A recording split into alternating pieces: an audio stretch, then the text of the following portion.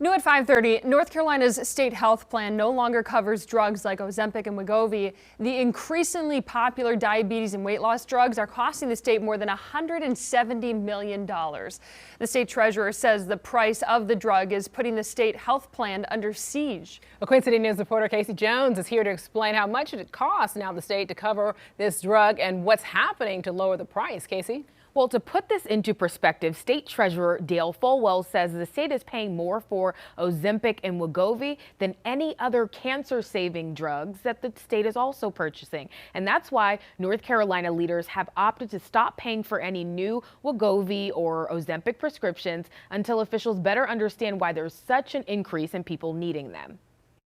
State and local governments are fighting a growing problem. The price of Ozempic, Wegovy, and similar drugs are draining healthcare budgets. When you have a state health plan that is under siege because of the cost of one drug, and this is just the latest one to come along, and we have responsibility to keep the plan managed so that those that teach, protect, and serve can have some financial certainty in their life also. North Carolina State Treasurer Dale Folwell says out of 700,000 people covered under the state health insurance plan, 22,000 people are prescribed Ozempic or Wegovy, an estimated $170 million cost to the state and taxpayers. We've been able to freeze family premiums for 7 years, freeze the individual premium.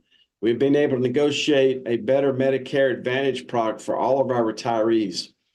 But even in light of that, with the increased cost of this drug, we're looking at the potential of doubling the individual premiums. The state will no longer cover new Ozempic prescriptions for now. Folwell is calling for price parity between Denmark and the U.S. The people in the home country of this drug manufacturer, they pay about $250 for this drug, which can cost as much as $1,500 retail in this country. As the cost increases, North Carolina joins states like Virginia and Connecticut, cutting coverage as a short-term solution while the state takes a closer look at restricting the diabetes and weight loss medicine permanently. I think your viewers are going to be very interested when we get to the bottom of who's actually prescribing this drug.